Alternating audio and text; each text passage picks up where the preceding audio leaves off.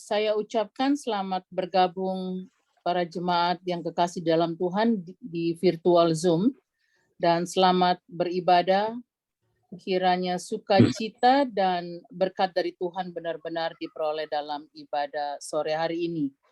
Jemaat yang dikasihi Tuhan, dalam situasi sulit di masa pandemi COVID-19 saat ini, kita patut bersyukur oleh karena kasih dan kemurahannya, kita masih dapat melaksanakan ibadah melalui sarana aplikasi Zoom. Baik jemaat, untuk membuka ibadah, mari bersama-sama kita memuji Tuhan dari Kidung Jemaat 4 ayat 1, 2, dan 3.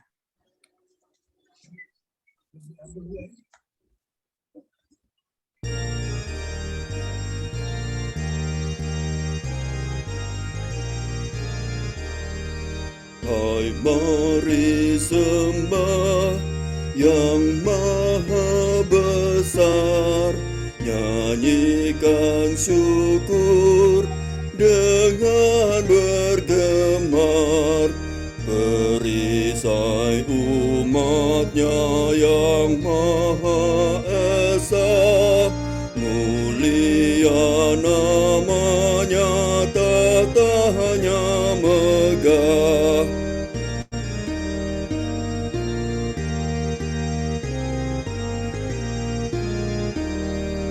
Hai, masyurkanlah keagungannya, cahaya terang itu jubahnya, gemuruh suaranya di awan kelam, berjalanlah dia di badai kencang.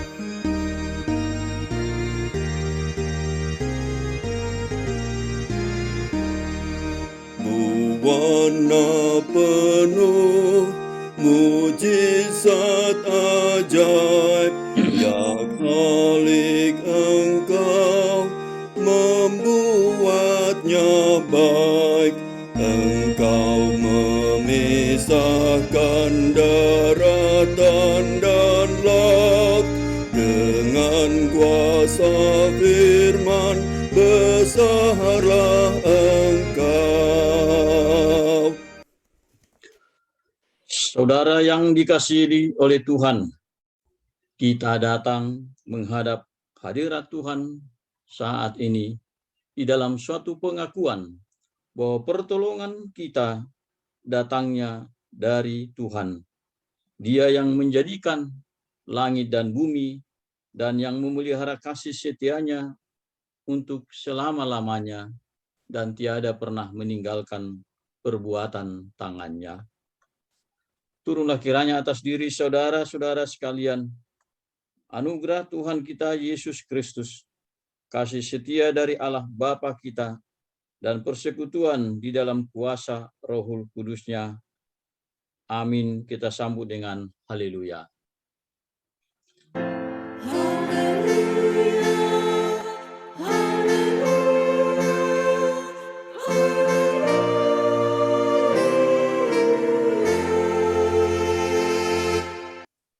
Marilah kita berdoa untuk menaikkan syukur kita kepada Tuhan. Ya Allah Bapa kami yang di surga, segala puji, syukur, hormat dan kemuliaan kami naikkan kepada Tuhan. Kami bersyukur atas kasih karunia, penyertaan dan lindungan-Mu bagi kami. Kami boleh melewati waktu ke waktu, dan secara khusus kami boleh melewati 1 minggu penuh dalam seluruh aktivitas dan pekerjaan kami. Ya Tuhan, kami datang ke hadapan hadirat-Mu, bersyukur seraya memohon agar Tuhan juga kiranya yang melindungi kami untuk waktu dan kesempatan hidup yang masih Engkau akan berikan kepada kami. Kami datang beribadah kepada-Mu juga untuk mendengarkan firman-Mu. Dan hingga saat ini kami syukuri bahwa Tuhan juga masih berkenan untuk mewartakan sabda-Mu bagi kami semua. Kami bersyukur ya Tuhan atas keluarga sanak saudara. sekalipun di tengah-tengah waktu dan kesempatan hidup yang kami jalani, mungkin ada sebagian dari kami masih merasakan kondisi yang kurang fit, yang butuh pemulihan, ada yang mengalami sakit penyakit, dan butuh kesembuhan. Kami datang di dalam kerendahan hati kepada Tuhan. Pulihkanlah kami, sembuhkanlah kami, ya Tuhan. Engkaulah tabib kami, tabib yang agung bagi kami. Engkau berkati juga obat-obat yang dipakai. Dan berikan kami terutama semangat dan iman percaya yang sungguh percaya akan sentuhan dan kuasa Tuhan yang menjamah kehidupan kami. Ya Tuhan, kami bersyukur bersama saudara-saudara kami seiman boleh datang beribadah kepadamu, walaupun lewat aplikasi Zoom yang masih kami syukuri sebagai media yang Tuhan sediakan bagi kami. Tanpa mengurangi sukacita kami akan tetap beribadah kepada Tuhan bahkan dalam seluruh kehidupan kami. Terpujilah Engkau ya Tuhan. Kami doakan keluarga besar kami dimanapun berada. Terima kasih Tuhan. Inilah doa syukur kami.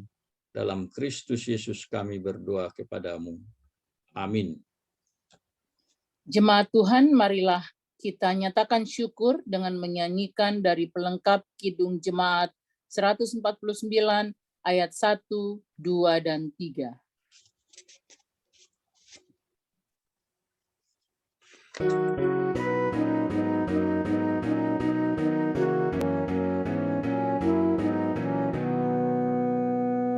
Ucap syukur pada Tuhan karena kita diselamatkan oleh-Nya. Senandungkan lagu baru, senandungkan lagu baru bagi-Nya.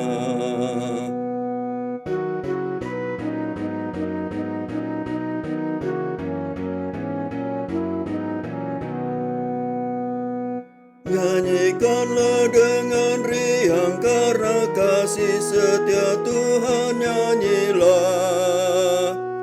Senandungkan lagu baru, senandungkan lagu baru bagi-Nya.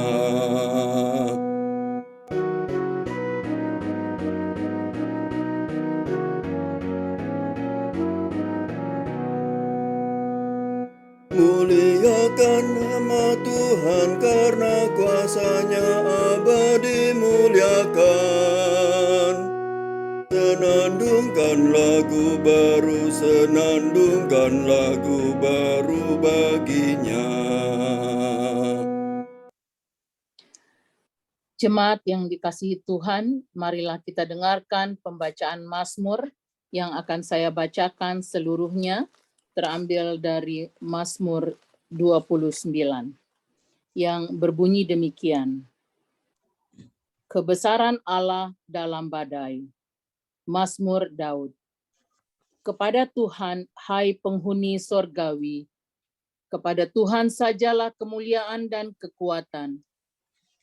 Berilah kepada Tuhan kemuliaan namanya. Sujudlah kepada Tuhan dengan berhiaskan kekudusan. Suara Tuhan di atas air, Allah yang mulia mengguntur, Tuhan di atas air yang besar.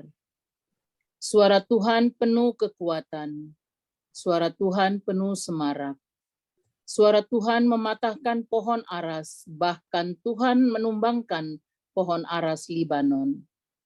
Ia membuat gunung Libanon melompat-lompat seperti anak lembu, dan gunung Sirion seperti anak banteng. Suara Tuhan menyemburkan nyala api. Suara Tuhan membuat padang gurun gemetar. Tuhan membuat padang gurun Kadesi gemetar. Suara Tuhan membuat beranak rusa betina yang mengandung, bahkan hutan digundulinya, dan di dalam baitnya setiap orang berseru, hormat. Tuhan bersemayam di atas air bah. Tuhan bersemayam sebagai Raja untuk selama-lamanya. Tuhan kiranya memberikan kekuatan kepada umat-Nya. Tuhan kiranya memberkati umat-Nya dengan sejahtera.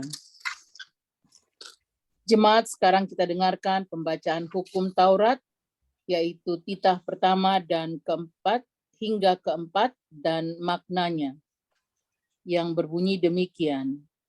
Tita pertama. Akulah Tuhan Allahmu, seru Tuhan kita. Tidak boleh ada Allah lain kecuali aku.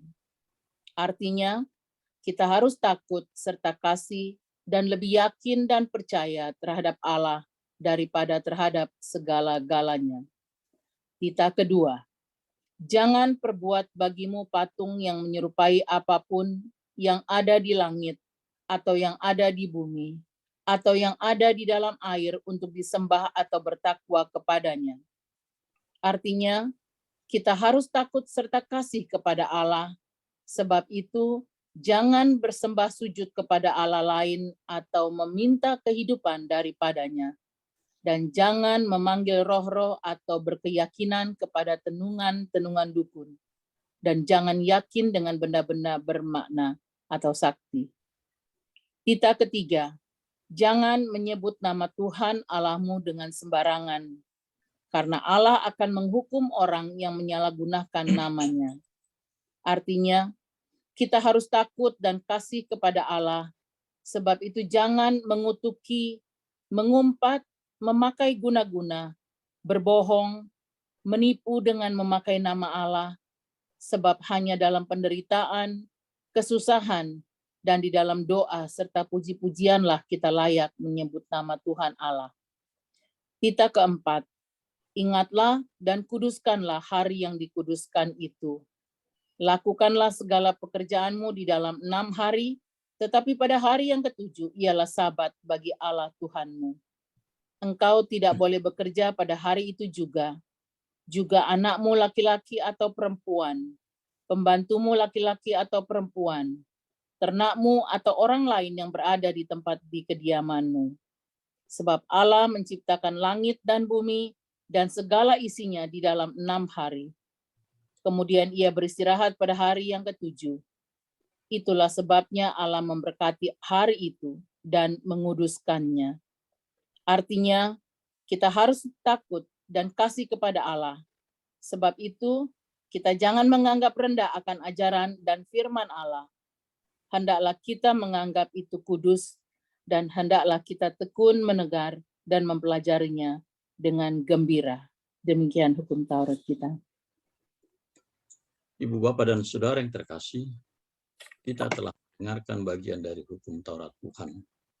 Marilah kita bercermin darinya untuk melihat diri kita di hadapan Tuhan dan sesama kita dengan segala kelemahan, pelanggaran, dan dosa-dosa kita. Oleh karenanya di dalam kerendahan hati marilah kita berdoa untuk mengaku segala dosa kita seraya memohon penampunannya. Marilah kita berdoa. Ya Allah Bapa kami yang di surga, kami orang berdosa yang hina dan lemah ini datang ke hadapan hadirat-Mu yang kudus di dalam rasa takut dan gentar, karena kami menyadari sungguh diri kami yang hina dan lemah ini dengan segala dosa perbuatan kami yang tidak seturut dengan kehendak Tuhan. Kami berdosa ya Tuhan di dalam pikiran, rancangan-rancangan kehendak kami. Kami berdosa juga di dalam sikap perbuatan tindakan kami. Bahkan kami juga berdosa dan bersalah di dalam lisan tulisan perkataan kami. Ya Tuhan, Engkau mengetahui seluruh kehidupan kami. Apakah pada saat kami tertidur, berjalan, duduk, atau berdiri. Kami tidak luput dari salah dan dosa ya Tuhan. Dan firman-Mu mengatakan juga bahwa upah dosa adalah maut. Oleh karenanya semestinya kami dihukum oleh karena dosa dan pelanggaran kami. Tetapi ingatlah kami ya Tuhan, karena kasih setia dan rahmat-Mu yang besar, ampunilah kiranya dosa-dosa dan pelanggaran kami. Ya Tuhan, Engkau baharuilah hidup kami di dalam kuasa penebusan yang telah Engkau beri bagi kami oleh kuasa darah Kristus. Kristus yang mati disalibkan, dikuburkan, dan bangkit untuk menyelamatkan kami. Kiranya Engkau menuntun kami kepada kehendak-Mu. Ajarilah kami ya Tuhan untuk semakin dekat kepadamu. Tuntun kami dalam kuasa Roh-Mu untuk mengenal kehendak-Mu. Terima kasih ya Tuhan. Baharuilah juga persekutuan kami dengan sesama kami, relasi kami dengan saudara-saudara kami, bila mana ada yang terluka oleh perkataan, sikap, dan perbuatan kami. Ajari kami untuk saling mengampuni juga. Terima kasih ya Tuhan, karena saat ini Engkau memberi kami kesempatan dan waktu untuk berdoa kepadamu. Dan kami yakin sungguh, karena kasih-Mu yang besar, Engkau akan mengampuni dosa-dosa kami. Demi Kristus yang telah mati dan bangkit bagi kami berdoa dan memohon kepadamu. Amin. Ibu Bapa dan Saudara yang terkasih, di dalam iman percayamu, yakinilah dengan sungguh bahwa dosa-dosamu akan diampuninya di dalam nama Allah Bapa, Anak, dan Roh Kudus. Amin. Jemaat yang dikasihi Tuhan, marilah kita menyambut berita anugerah tadi dengan memuji Tuhan dari Kidung Jemaat 33 ayat 1 dan 2.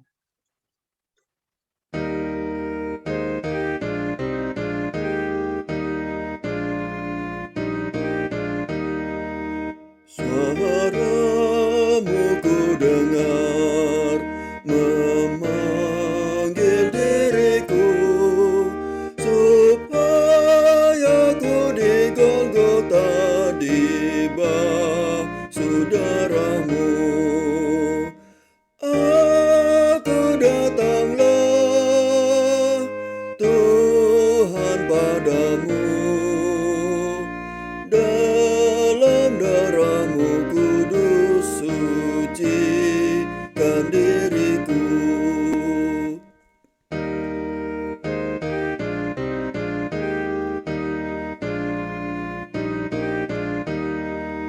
Kendati ku lemah, tenaga Kau beri, Kau hapus aib dosaku, hidupku pun bersih.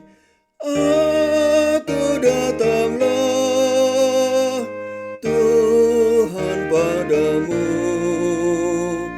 dalam darah-Mu kudus sucikan diriku. Saudara yang dikasihi oleh Tuhan, dengarkanlah firman-Nya yang menjadi perintah hidup baru bagi kita, sebagaimana akan saya bacakan dari Kitab Ulangan pasal 6 ayat 4 hingga 9. Demikian firman Tuhan. Dengarlah hai orang Israel, Tuhan itu Allah kita, Tuhan itu Esa. Kasihilah Tuhan Allahmu dengan segenap hatimu, dan dengan segenap jiwamu, dan dengan segenap kekuatanmu. Apa yang kuperintahkan kepadamu pada hari ini, haruslah engkau perhatikan. Haruslah engkau mengajarkannya berulang-ulang kepada anak-anakmu, dan membicarakannya apabila engkau duduk di rumahmu, apabila engkau sedang dalam perjalanan, apabila engkau berbaring, dan apabila engkau bangun. Haruslah juga engkau mengikatkannya sebagai tanda pada tanganmu, dan haruslah itu menjadi lambang di dahimu. Dan haruslah engkau menuliskannya pada tiang pintu rumahmu dan pada pintu gerbangmu. Demikianlah perintah hidup baru bagi kita. Marilah kita nyatakan janji kita untuk melaksanakan perintah hidup baru tadi dengan bernyanyi dari Kidung Jemaat 425 ayat 1 dan 3.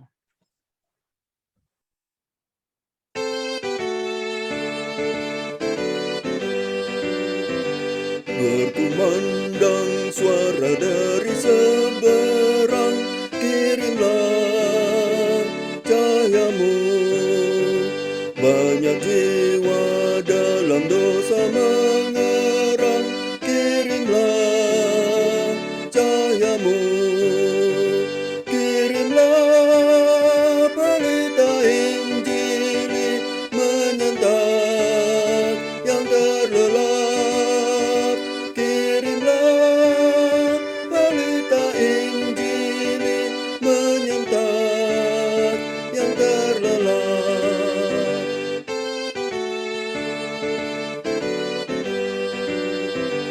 Jangan kita tinggal diam mendengar, kirimlah cahayamu. Injil Tuhan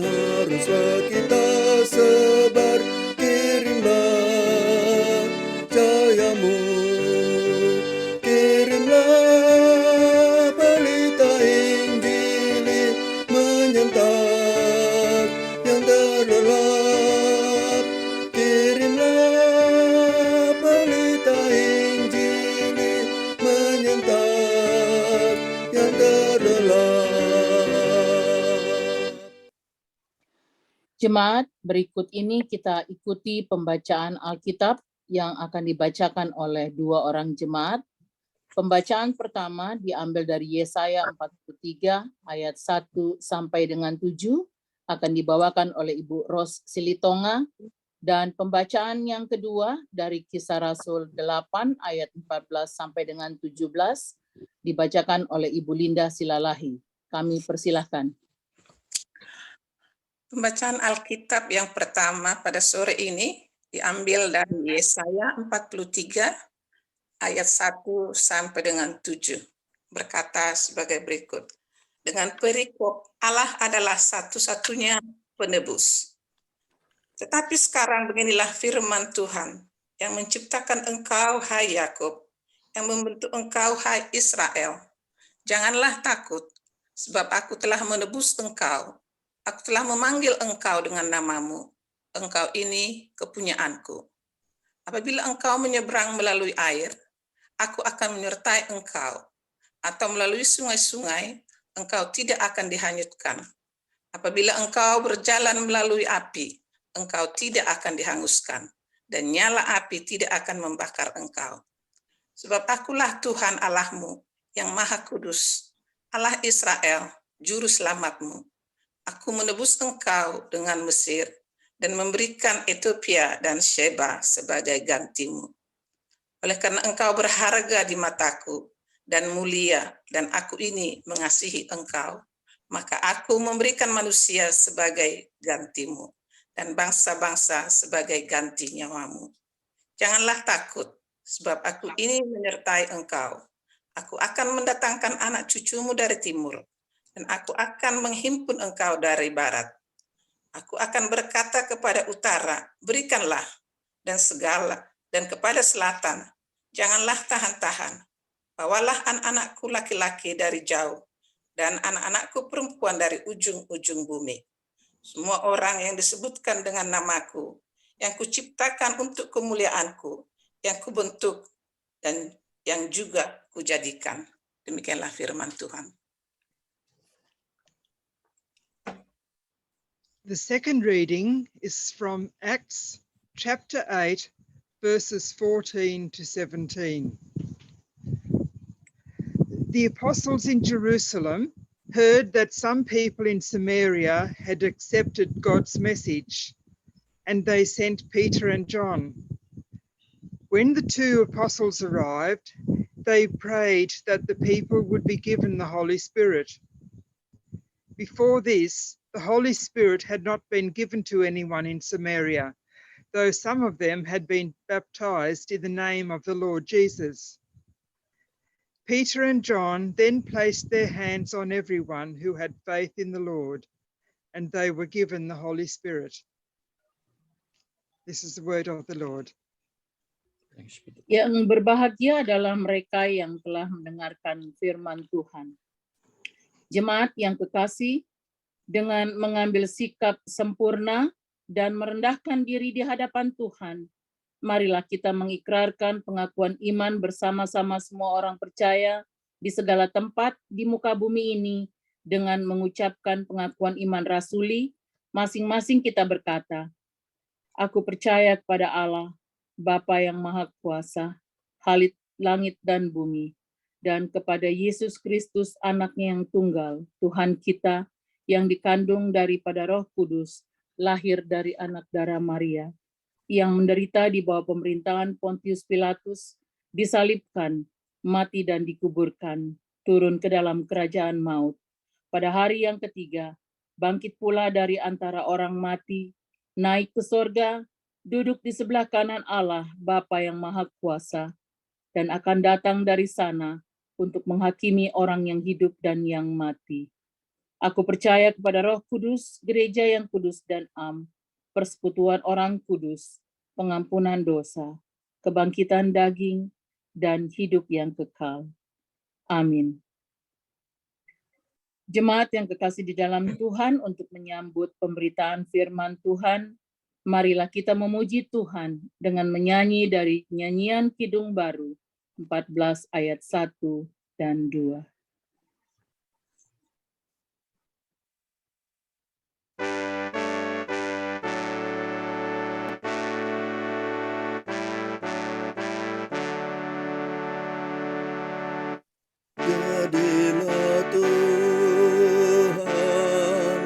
kehendak-Mu.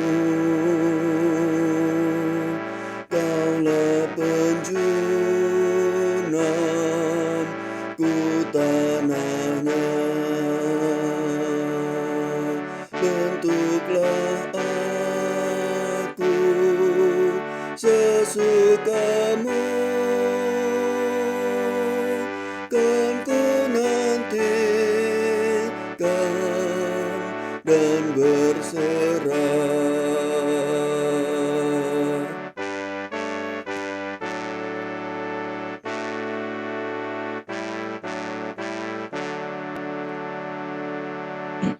Jadilah Tuhan kehendak-Mu. Tiliklah aku dan ujilah. Sucikan hati pikiranku,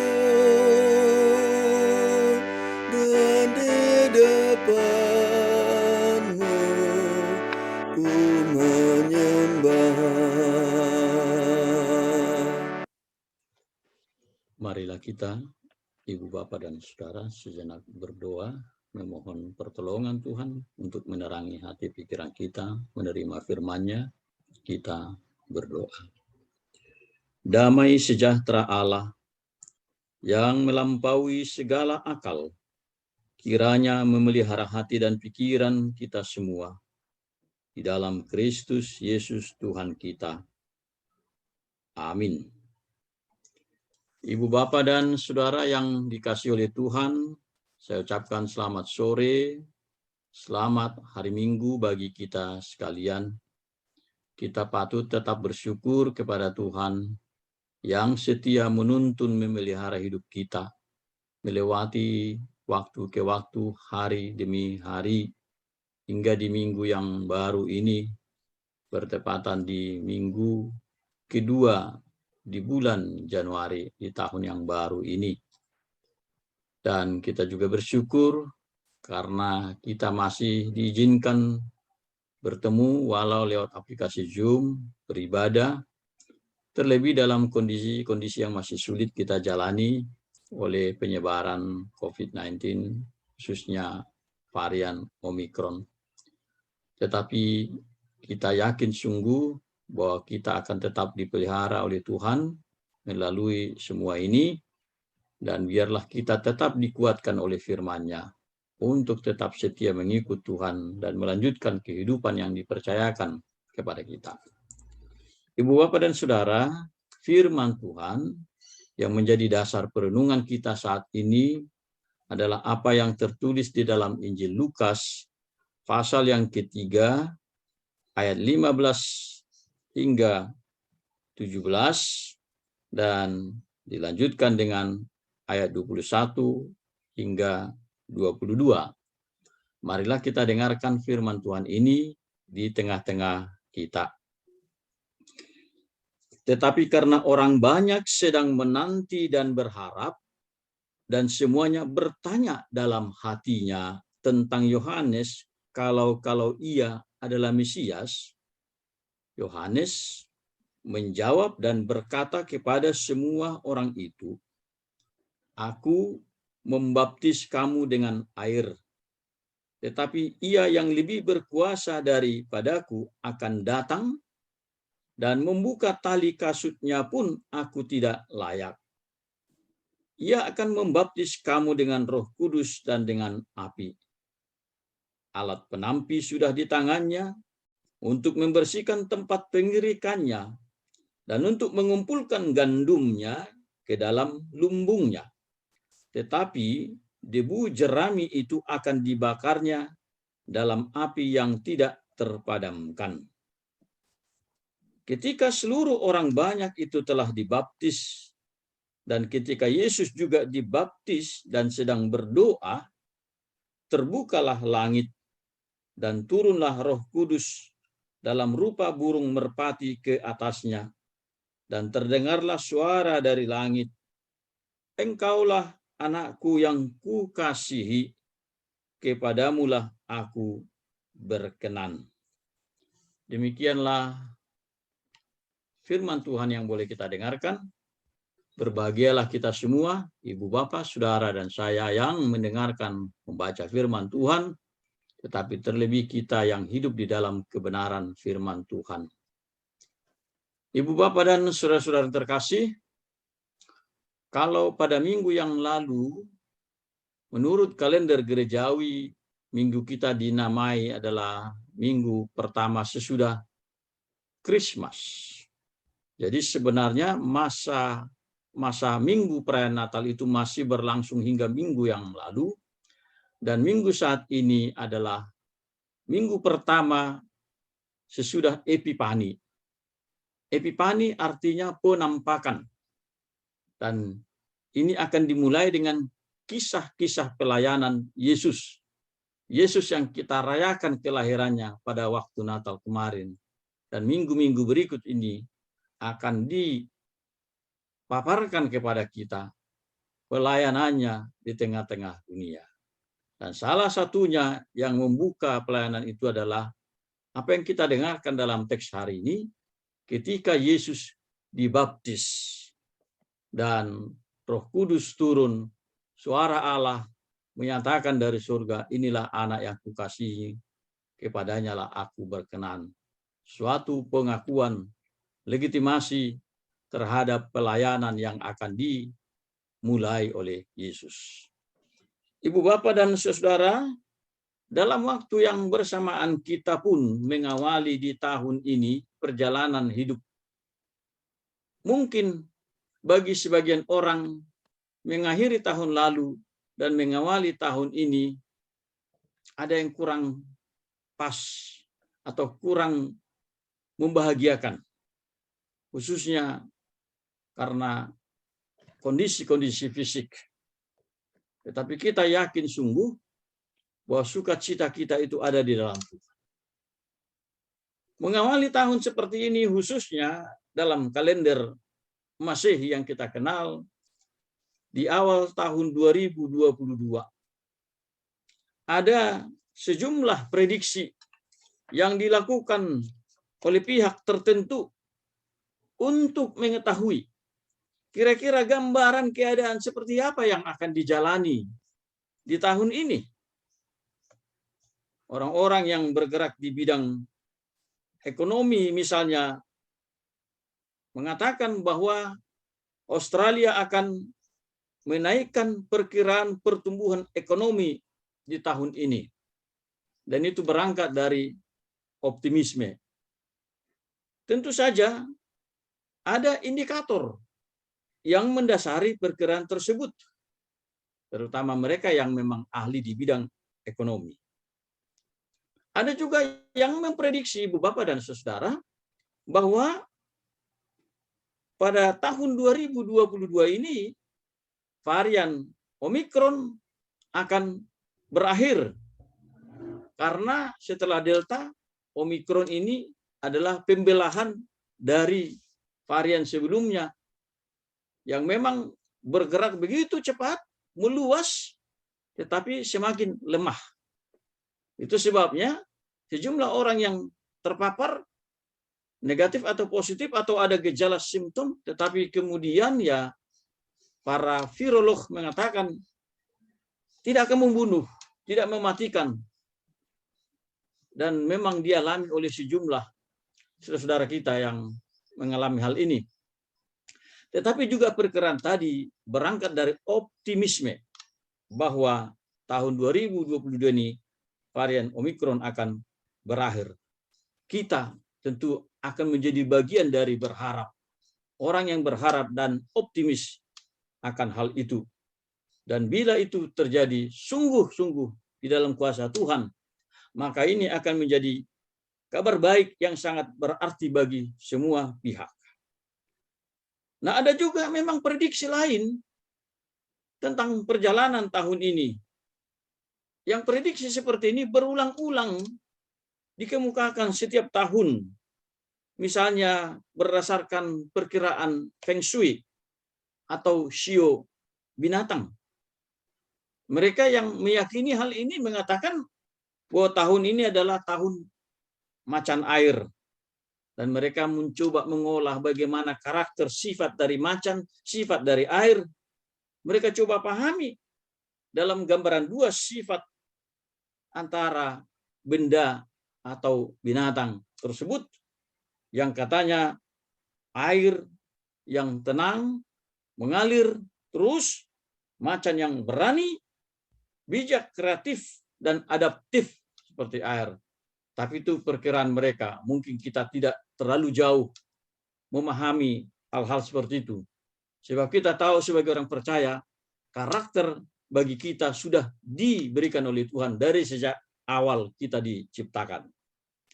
Nah, dua persoalan besar tentu kita alami atau kita hadapi saat ini yang menjadi tantangan besar bagi kita dan bagi dunia, yakni ekonomi dan kesehatan.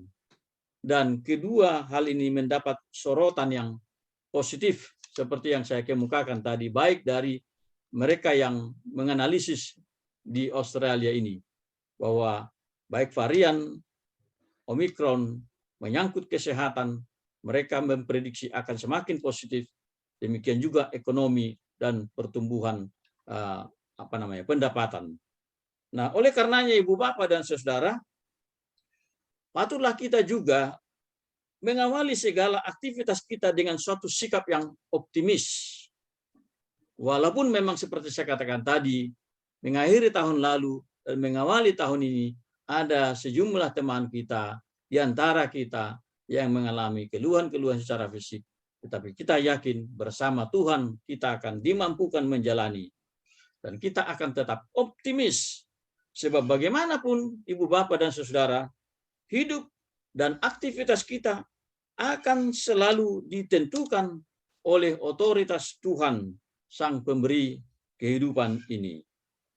Ibu Bapak dan Saudara-saudara terkasih, teks firman Tuhan hari ini kembali menyoroti pelayanan Yohanes Pembaptis dan menghubungkannya kemudian dengan awal tampilnya Yesus. Dan itu bermula dari baptisan yang diterima oleh Yesus Kristus. Nah, sebagaimana kita ketahui bahwa Yohanes Pembaptis itu tampil di hadapan publik sebelum Yesus mengawali pelayanannya. Dan karena ia memang diutus untuk mempersiapkan jalan bagi Tuhan. Nah, sementara itu sesungguhnya sudah begitu lama umat Israel menantikan kehadiran Mesias yang dijanjikan dari sejak perjanjian lama. Maka ketika Yohanes tampil di padang gurun dan ia memberitakan seruan pertobatan, maka orang-orang banyak yang mendengarnya diingatkan kembali akan apa yang pernah dulu diserukan, disuarakan oleh Nabi Yesaya. Nah, oleh sebab itu orang-orang banyak itu mengira bahwa Yohaneslah Mesias yang dijanjikan itu. Di dalam ayat 15 dikatakan, tetapi karena orang banyak sedang menanti dan berharap, dan semuanya bertanya dalam hatinya tentang Yohanes, kalau ia adalah Mesias. Jadi pada saat itu, sebelum Yesus tampil ke hadapan publik, Yohanes yang sudah lebih awal mengawali sebagai perintis, dia dianggap bahwa dialah Mesias itu. Karena memang seruannya juga dulu berkaitan atau sama dengan apa yang pernah dinubuatkan oleh Nabi Yesaya. Tetapi Ibu Bapak dan Saudara, Yohanes Pembaptis tahu betul peran dan tugas yang dimilikinya. Sekalipun ia sudah dikenal orang sebelum Yesus, tetapi ia tidak mau mencari kehormatan, ia tidak mau mencari panggung bagi dirinya. Sebaliknya, dengan rendah hati ia berkata, kalau kita baca pada ayat 16, Aku membaptis kamu dengan air, tetapi ia yang lebih berkuasa daripadaku akan datang, dan membuka tali kasutnya pun aku tidak layak. Ia akan membaptis kamu dengan Roh Kudus, dan dengan api. Ibu Bapak dan Saudara terkasih, sikap Yohanes ini adalah sikap sejati. Sikap sejati seorang pelayan dan hamba Tuhan yang memahami sungguh bahwa Tuhanlah yang patut ditinggikan dan dihormati, dipuji dan dimuliakan, bahkan dikedepankan. Dia tidak menarik simpati itu bagi dirinya. Dia tidak menarik hormat itu bagi dirinya. Dia tidak mencari panggung bagi dirinya, tetapi ia memperkenalkan Yesus Kristus. Dan karena untuk itulah ia memang diutus untuk memberitakan pertobatan. Dia katakan, membuka tali kasutnya pun aku tidak layak. Demikianlah ia menempatkan dirinya pada status yang sangat rendah dibanding Tuhan Yesus yang ia beritakan, yang dimuliakan itu. Ibu Bapak dan Saudara terkasih, hal ini mengingatkan kita juga fenomena hamba Tuhan atau pelayan pada zaman ini yang kadang menempatkan dirinya lebih tinggi dari otoritas Tuhan. Dan itu banyak dijumpai. Gaya hidup pelayan yang justru minta dilayani. Dan ada juga bahkan yang bergaya selebritis. Itu banyak terjadi. Mereka suka menerima fasilitas. Dan mereka suka juga menerima keutamaan dan penghormatan dalam banyak hal. Bahkan ada juga orang-orang tertentu, para pelayan yang bersikap sok suci dan menghakimi banyak orang lain. Tetapi Ibu Bapak dan Saudara, tentu kita tidak ingin mengangkat hal-hal negatif tadi sebagai poin utama kita untuk menjadi sorotan kita, melainkan pada sikap Yohanes yang sungguh mengarahkan seluruh pelayanannya pada sosok Yesus Kristus. Dan sikap serta sifat Yohanes ini sungguh berarti dan memberi inspirasi bagi kita semua untuk mengawali perjalanan dan aktivitas kita di tahun ini dengan hati, dengan pikiran, dengan orientasi hidup yang mengedepankan Tuhan dan meninggikannya dalam hidup kita. Ibu Bapak dan Saudara yang dikasihi oleh Tuhan, bagian berikutnya adalah Yohanes memberitahukan misi Yesus sebagai rangkaian dari seruan pertobatan yang diberitakannya. Ia katakan pada ayat 17, alat penampi sudah di tangannya untuk membersihkan tempat pengirikannya dan untuk mengumpulkan gandumnya ke dalam lumbungnya, tetapi debu jerami itu akan dibakarnya dalam api yang tidak terpadamkan. Ini mengingatkan kita Ibu Bapak dan Saudara bahwa Yesus tidak hanya datang untuk menyelamatkan kita lewat misi pelayanannya, tetapi sekaligus juga di dalamnya untuk memurnikan kita, untuk menguduskan kita, untuk memisahkan kita dari dunia ini, dunia yang penuh dengan keberdosaan ini. Tadi dikatakan di sini alat penampi sudah di tangannya. Saya kurang tahu apakah Ibu Bapak semua yang hadir lewat Zoom ini masih mengenal alat penampi. Mungkin tidak banyak lagi di antara kita yang mengenal alat penampi, yang dalam bahasa Inggris disebut winnowing fork atau winnowing shovel. Dan ini sudah jarang kita temui, karena ini adalah semacam alat penampi padi atau beras. Ini sudah jarang ditemukan di konteks kita sekarang ini. Orang-orang muda mungkin hanya mengenal rice cooker, kalau masih dikenal, dalam urusan makan misalnya. Jadi kalau orang mau makan, ya proses untuk memperoleh makanan atau nasi yang sudah masak itu tidak banyak lagi diketahui orang. Orang yang masih masak di rumah, ya masukkan beras ke dalam rice cooker lalu masak, demikian. Tidak pernah tahu lagi bahwa itu punya proses, ya. Atau bahkan lebih ekstrimnya lagi, orang-orang di zaman sekarang rice cooker pun mungkin tidak dia kenal lagi. Sebab kalau dia lapar, dia tinggal ya order makanan. Misalnya apa yang disebut sekarang Uber Food misalnya. Jadi dia tidak tahu lagi proses bagaimana makanan itu terjadi seperti itu. Demikianlah halnya juga ibu bapak dan saudara, kita hidup di hadapan Allah, bahwa keselamatan yang kita peroleh itu juga memiliki proses pada diri kita dengan menampi kita. Mengapa harus ditampi? Sama seperti misalnya padi tadi yang ada alat penampi. Mengapa harus ditampi? Kalau kita ibaratkan dengan beras atau padi, maka beras itu bila tidak ditampi, maka beras itu akan bercampur dengan sekam. Dia akan bercampur dengan dedak. Dia akan bercampur dengan apa yang disebut menir, atau bahkan mungkin pasir, yang bukan saja tidak bisa dimakan, tetapi berbahaya bagi tubuh dan bagi pencernaan.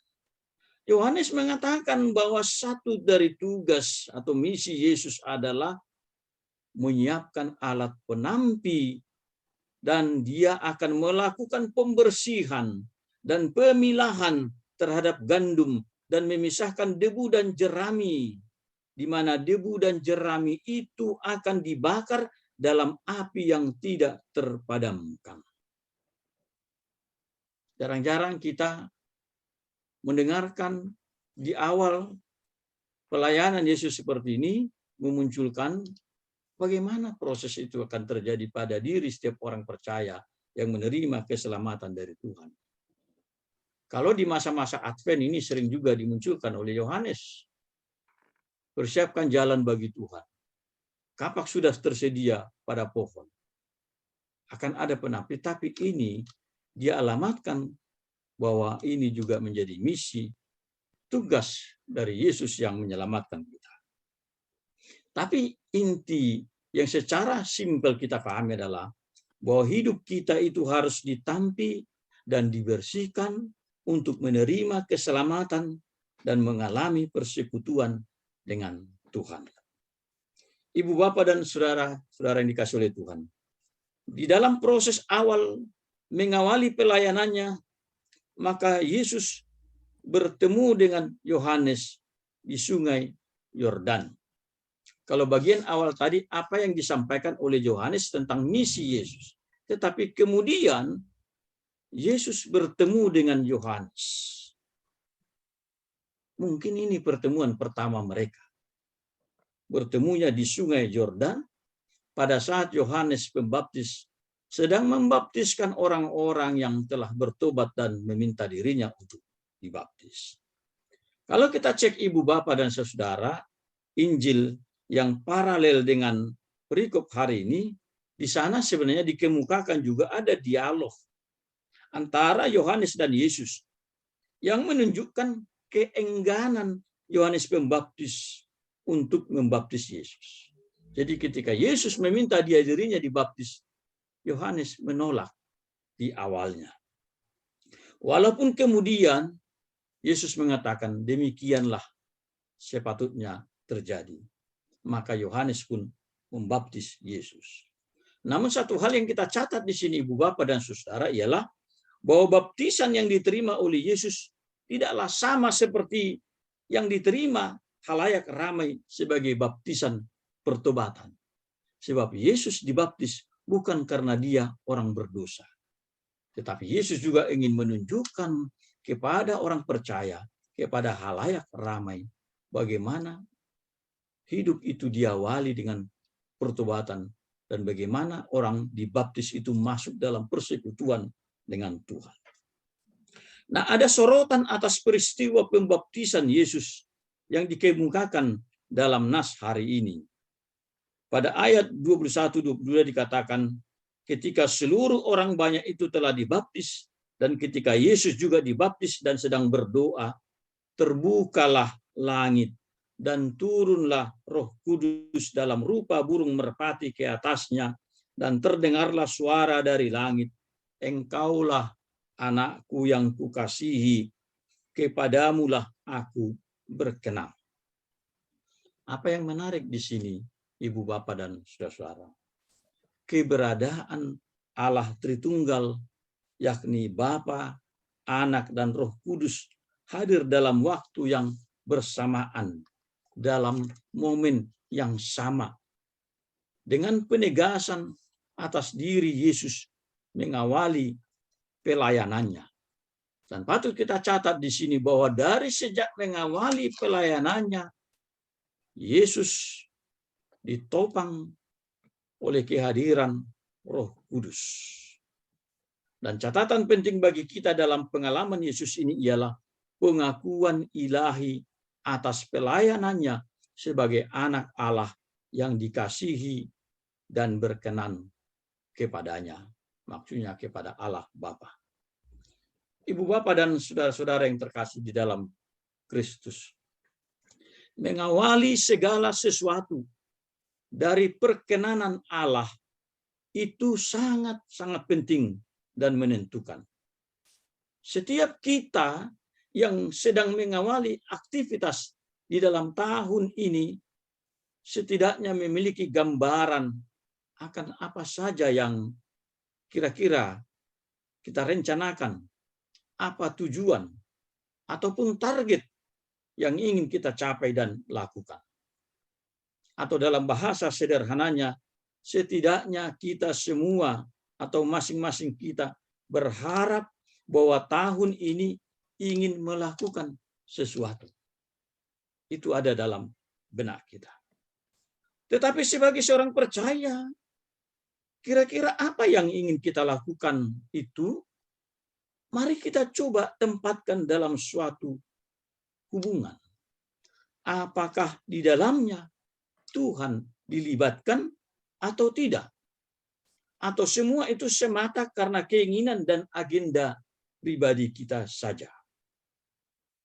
Ini menjadi awal dari refleksi kita. Apakah seluruh hal yang akan kita lakukan ke depan, kita akan melibatkan Tuhan, melakukan sesuatu yang berkenan kepadanya, atau semata sebagai agenda pribadi pun keluarga kita. Penulis Ibrani di dalam Ibrani 11 ayat 6 mengatakan, tetapi tanpa iman tidak mungkin orang berkenan kepada Allah. Sebab barang siapa berpaling kepada Allah, ia harus percaya bahwa Allah ada dan bahwa Allah memberi upah kepada orang yang sungguh-sungguh mencari Dia. Orang yang berkenan kepada Allah itu dimungkinkan oleh iman percaya. Dikatakan tadi, tetapi tanpa iman tidak mungkin orang berkenan kepada Allah.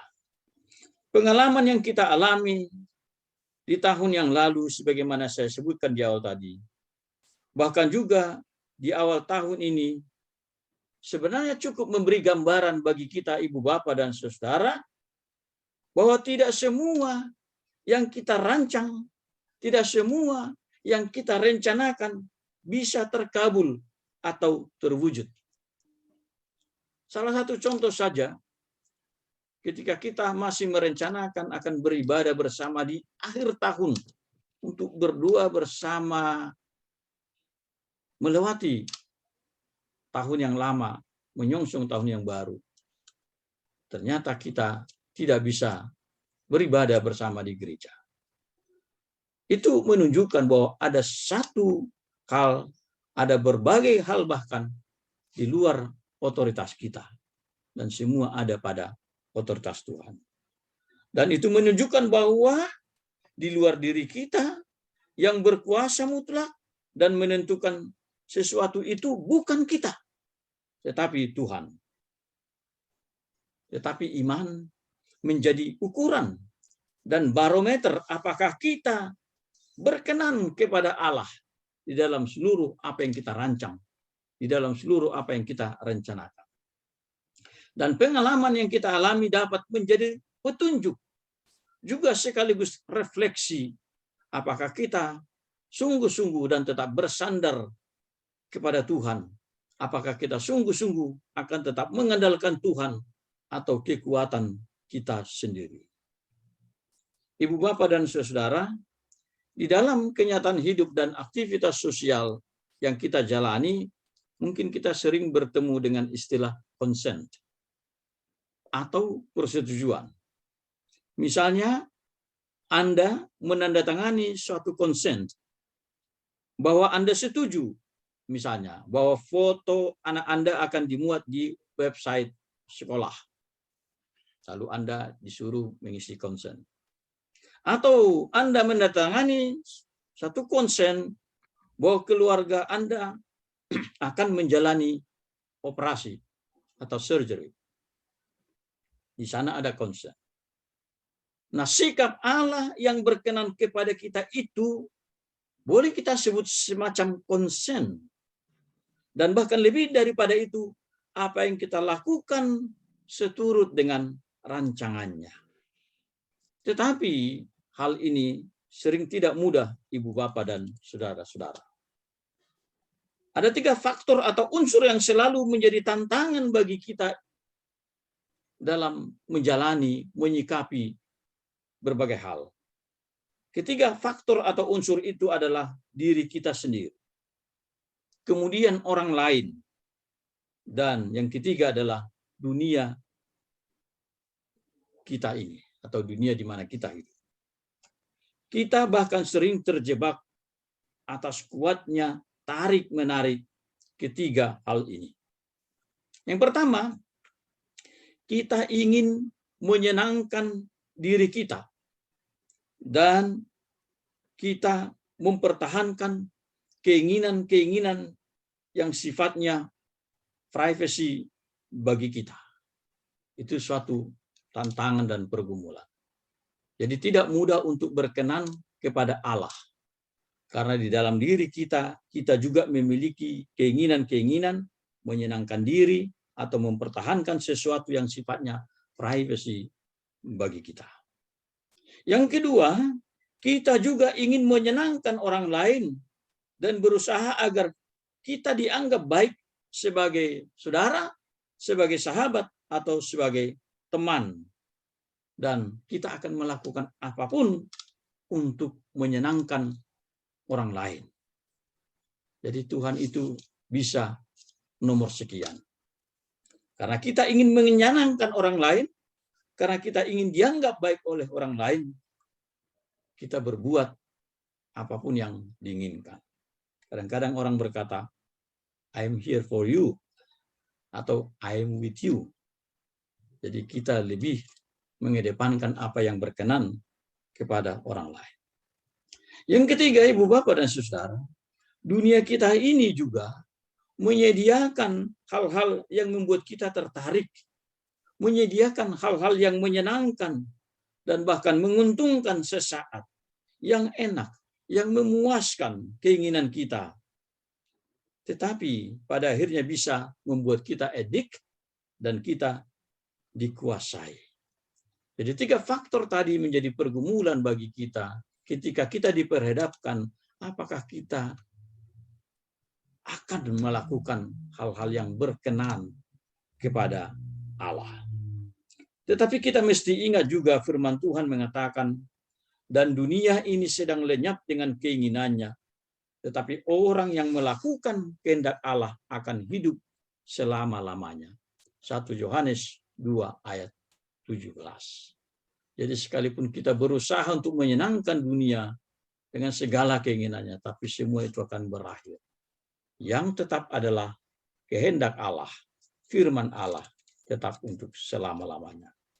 Ibu Bapak dan Saudara yang dikasihi oleh Tuhan, tugas dan peran kita dalam kesempatan hidup yang Tuhan percayakan tentulah melakukan apa yang dikehendaki olehnya sebagai sang pemilik hidup. Dan waktu serta masa hidup yang diberikannya kepada kita, sesungguhnya sebagai orang percaya kita selalu pahami sebagai kesempatan atau kairos. Kairos dalam bahasa Yunani atau opportunity. Jadi hidup itu adalah kesempatan. Waktu itu adalah kesempatan. Dan itu adalah pemberian Tuhan. Tetapi sekalipun kita pada dasarnya selalu memiliki potensi dasar untuk melakukan hal yang baik untuk setiap orang, kita harus selalu mengujinya dari perspektif Allah. Maksudnya bahwa di dalam diri kita sebagai manusia sebenarnya kita memang memiliki potensi baik. Potensi baik, keinginan baik, menyenangkan orang lain, dan membuat keadaan yang baik. Tetapi kita harus selalu mengujinya dari perspektif Allah. Apakah memang segala sesuatu yang kita lakukan dan kita rencanakan itu berkenan kepada Allah. Di dalam Efesus 5 ayat 8 sampai 9, Paulus mengatakan seperti ini. Memang dahulu kamu adalah kegelapan, tetapi sekarang kamu adalah terang di dalam Tuhan. Sebab itu hiduplah sebagai anak-anak terang. Karena terang hanya berbuahkan kebaikan, keadilan, dan kebenaran. Dan ujilah apa yang berkenan kepada Tuhan. Saya ingin menggarisbawahi kalimat yang terakhir ini. Dan ujilah apa yang berkenan kepada Tuhan. Jadi kita harus selalu menguji setiap hal yang baik sekalipun apakah itu berkenan kepada Tuhan.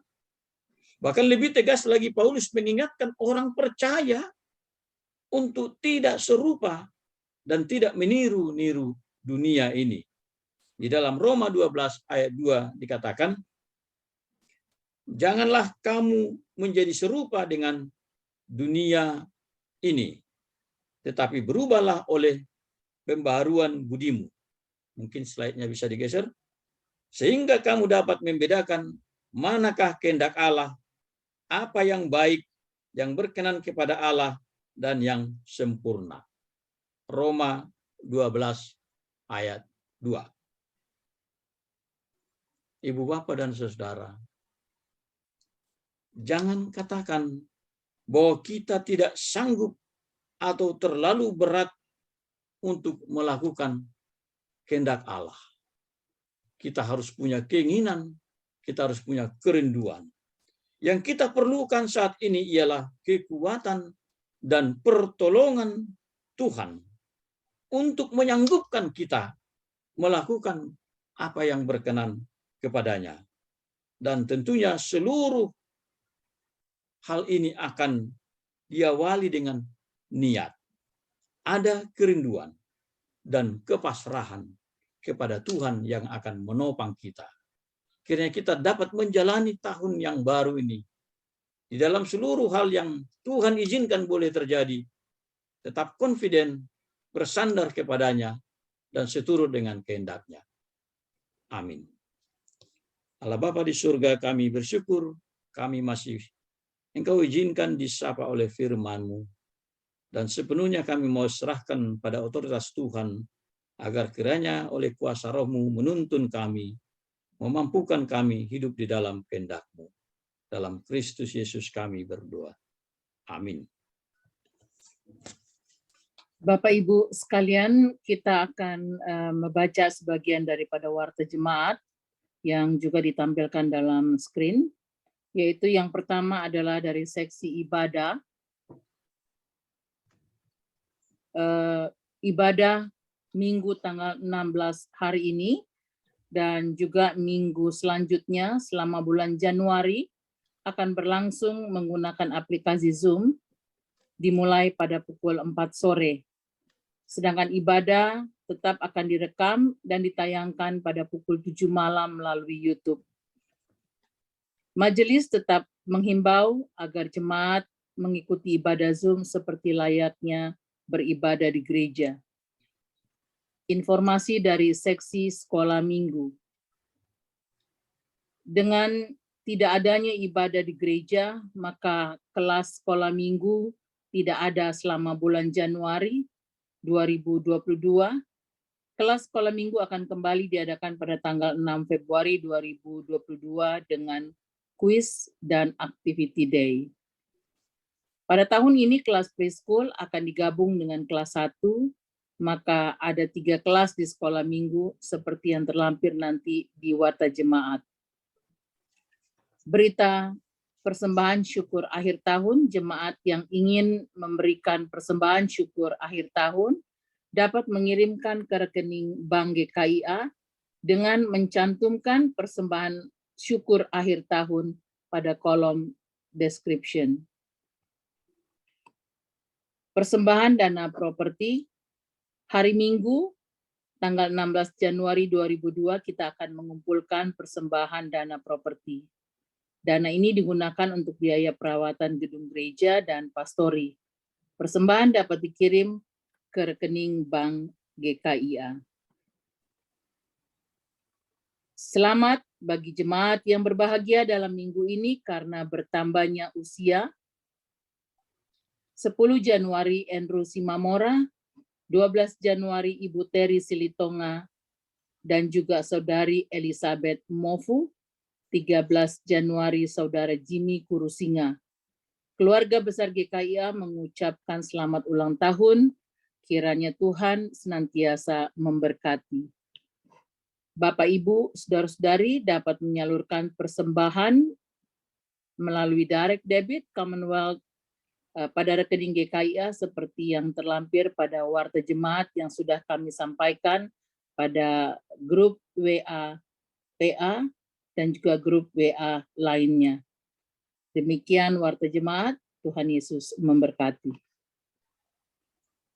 Ibu, Bapak, dan Saudara, sebelum kita berdoa, saya hanya ingin mengimbau kita untuk lebih melihat detail dari warta yang dibacakan tadi pada WA Group, pada Facebook GKIA dan juga website GKIA, agar kita bisa mengingat beberapa hal di sana lebih detail. Harusnya memang tadi bisa di-insert di sini, tetapi saya kira kita bisa mengecek kemudian. Baiklah Ibu, Bapak, dan saudara-saudara, kita akan berdoa untuk beberapa hal yang kita mohonkan kepada Tuhan. Marilah kita menundukkan hati di hadapan Tuhan, kita berdoa. Ya Allah Bapa kami di surga, kami datang kembali ke hadapan hadirat-Mu yang kudus. Dalam ucapan syukur dan terima kasih. Terima kasih Tuhan atas penyertaan-Mu. Terima kasih untuk ibadah yang boleh kami ikuti saat ini. Dan seluruh rangkaian ibadah ini tetap kami serahkan dalam otoritas Tuhan. Engkaulah yang menguji seluruh isi hati motivasi kami. Dan kiranya firman-Mu Engkau tetap tanamkan bagi kami. Mampukan kami dalam kuasa Roh Kudus-Mu, memahami kehendak-Mu, sehingga segala sesuatu dalam perjalanan hidup kami pun di tahun ini kami akan selalu mengedepankan Tuhan untuk melakukan hal-hal yang berkenan kepada-Mu. Sebagaimana Yesus yang mengawali pelayanannya dan kuasa ilahi dari surga mengatakan, inilah anak yang kukasihi, kepadanya lah aku berkenan. Jadikanlah hidup kami juga menjadi hidup yang berkenan kepada Tuhan dengan memampukan kami melakukan apa yang seturut dengan kehendak-Mu. Mungkin ada banyak pergumulan, ada tantangan yang kami hadapi menjalani tahun ini. Tetapi biarlah kami selalu akan mengedepankan Tuhan, memprioritaskan Engkau di dalam kehidupan kami. Sebab kami juga menyadari kami tidak memiliki otoritas apapun tentang kehidupan. Ada berbagai peristiwa yang bahkan kami alami di luar ketentuan dan otoritas kami. Ada hal-hal yang kami rancang dan kami rencanakan juga, tetapi tidak sepenuhnya semua seturut dengan kehendak kami. Kami melihat di sana Tuhanlah yang punya otoritas. Perjalanan hidup kami seterusnya pun ada dalam otoritas-Mu. Oleh karenanya, bila mana Tuhan masih berkenan memberikan kami umur dan perjalanan hidup, aktivitas, serta mempercayakan kepada kami, baik pekerjaan dan keluarga. Biarlah semuanya kami lihat, kami pahami, dan melibatkan Tuhan yang bekerja bagi kami di dalam semuanya. Terima kasih ya Tuhan, berkati seluruh anak-anak-Mu. Dan kami ingin berdoa secara khusus untuk saudara-saudara kami yang mengalami kelemahan-kelemahan fisik, terutama oleh penyebaran COVID-19 varian Omikron ini. Ada sejumlah jemaat yang dinyatakan positif, ada yang negatif, tetapi ada juga yang mengalami simptom. Ada yang sudah mengalami pemulihan, dan kami mohon Tuhan yang sedang mengalami sakit penyakit, yang membutuhkan pemulihan, biarlah kuasa darah-Mu yang menguatkan kami semua. Berikan kami iman percaya, keyakinan yang sungguh bahwa Tuhan tidak pernah meninggalkan kami. Tuhan akan selalu menjagai kami. Dan juga menuntun masa depan kami di dalam kuasa dan kehendak-Mu. Berikan kami selalu semangat yang baru, optimisme untuk memandang kehidupan ini. Kami tidak tahu apa yang akan terjadi esok dan lusa, hanya Tuhan yang tahu. Tetapi kami yakin bahwa kami memiliki Tuhan yang tetap memegang tangan kami, menuntun arah dan langkah hidup kami. Terima kasih Tuhan. Kami berdoa juga untuk mereka yang mengalami pergumulan dengan pekerjaan, yang mengalami pergumulan dengan relasi komunikasi satu dengan yang lain. Biarlah Tuhan yang memulihkan kami, memberi damai sejahtera, memberi pengampunan, memberi kami juga pengertian untuk memahami orang lain, bahkan mungkin yang berbeda dengan kami pun. Kami berdoa untuk anak-anak kami, dari anak-anak bayi, anak yang bertumbuh, para teenager, youth, dan para orang tua, bahkan para elderly. Biarlah Tuhan yang tetap menjagai kami semuanya, memberi kami sukacita, menambahkan kesehatan dan kondisi fisik yang lebih prima bagi kami. Terima kasih Tuhan. Kami juga ingin berdoa untuk keluarga besar kami dimanapun berada, dan secara khusus juga yang ada di Indonesia dan di belahan bumi lainnya. Lindungi sertai mereka ya Tuhan, dan biarlah mereka juga tetap mengingat Tuhan, mengandalkan Engkau dalam kehidupan mereka. Kami berdoa untuk pemerintah kami berdoa untuk pemerintah Australia, dan juga untuk pemerintah Indonesia. Berikan hikmat selalu ya Tuhan. Juga Engkau berikan mereka rasa takut akan Tuhan dengan seluruh tugas dan tanggung jawab yang mereka perankan, agar sungguh-sungguh melayani Tuhan dan melayani masyarakat. Terima kasih ya Tuhan. Kami berdoa juga untuk saudara-saudara kami yang lain yang mungkin dalam kurun waktu yang cukup lama tidak pernah bertemu satu sama lain, jemaat Tuhan. Biarlah Engkau tetap mengikat kami di dalam persekutuan dengan Engkau. Terima kasih ya Bapa di surga. Ada hal-hal yang sifatnya khusus dan pribadi yang mungkin kami tidak sampaikan dalam keinginan kami, dalam doa kami saat ini. Tetapi Tuhan sungguh mengetahui ke dalam isi hati kami apa yang kami rasakan, apa yang kami alami, apa yang kami harapkan, dan kiranya kehendak mulai yang jadi atas kami.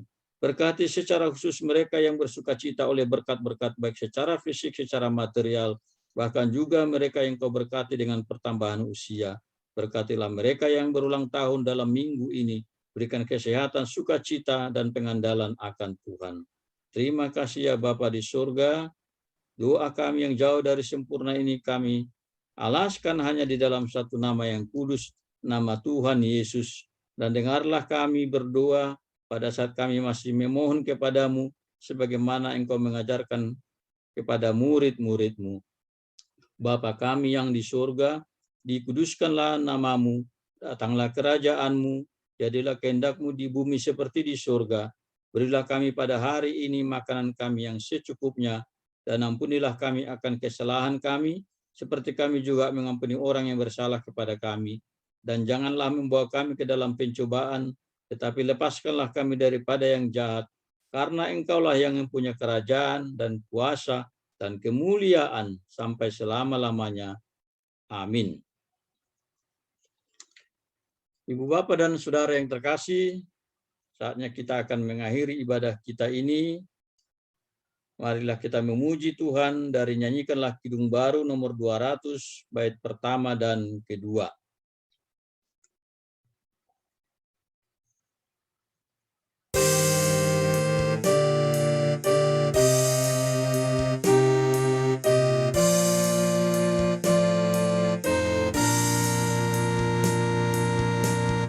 Jalan hidup yang lebar sempit, orang sedih mengerang.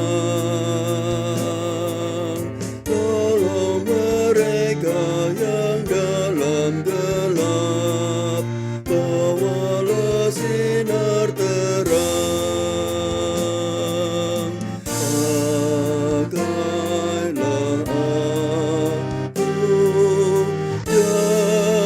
jalan berkat-Mu, memancarkan cahaya-Mu.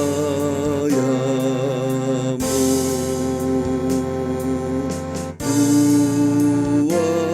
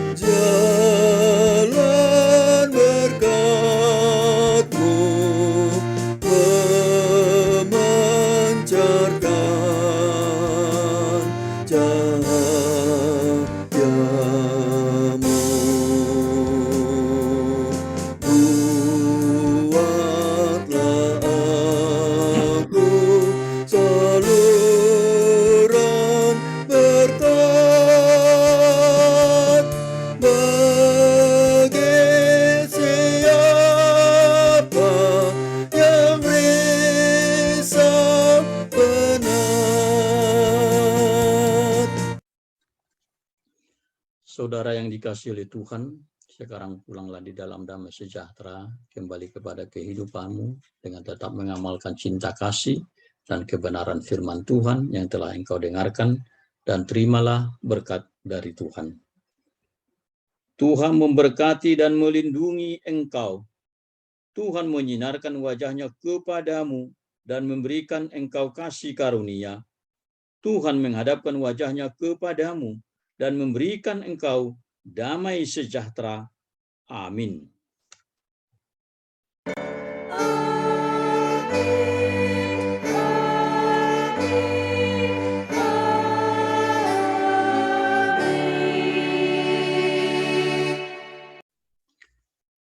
Selamat hari Minggu, Tuhan Yesus menyertai kita sekalian.